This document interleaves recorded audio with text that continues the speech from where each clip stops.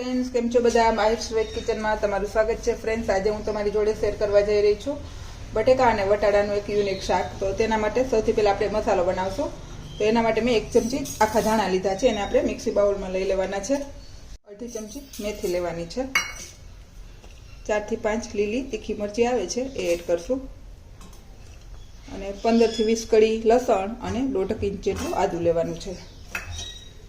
થોડી ધાણા ભાજી, થોડા ફુદીનાના પત્તા સાફ કરીને લઈ લેવાના છે અને થોડા પાલકના પત્તા કટિંગ કરીને લઈ લેવાના છે અને આને આપણે પીસી લેવાનું છે. થોડું આવું પીસાઈ જાય એટલે આપણે સ્વાદ મુજબ મીઠું એડ કરી દેવાનું છે, જેથી કરીને આપણે પાલક ફુદીનો ધાણા ભાજી છે કાળું ન થાય. અને ફરી પાછું આપણે એને પીસી લેશું.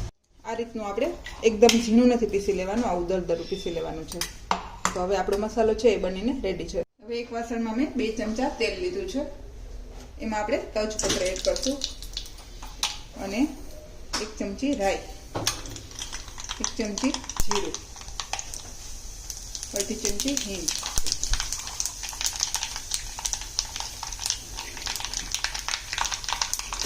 જીરું થોડું આવું ડાર્ક થઈ જાય એટલે જે આપણે ગ્રીન પેસ્ટ બનાવી એ એડ કરી દઈશું.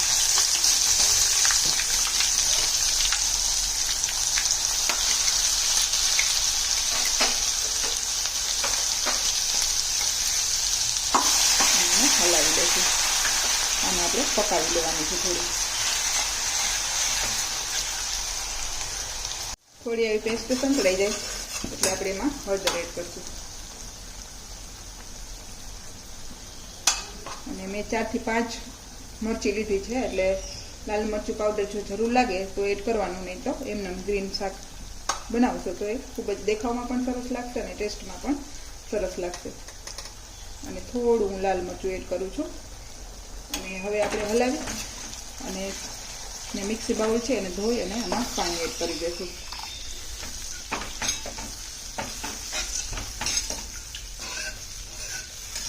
અને હવે એને ઉકળવા દઈશું. રીતનું ઉકળી જાય પછી આપણે મેં બાફેલા 1 વાટકી વટાણા લીધા છે એ એડ કરી દઈશું.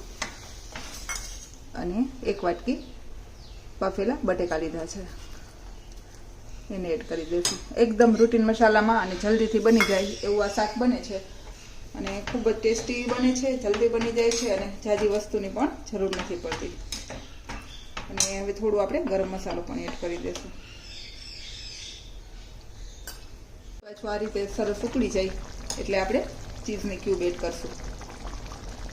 અને આ ઓપ્શનલ છે, જો તમારે એડ કરવી હોય તો કરી શકાય, ન કરવું હોય તો પણ ચાલે, તો પણ એનો ટેસ્ટ સરસ જ આવશે. પણ જો આ રીતે તમે નાખશો તો બાળકોને પણ ભાવશે અને થોડોક ટેસ્ટ પણ એનો સારો આવશે.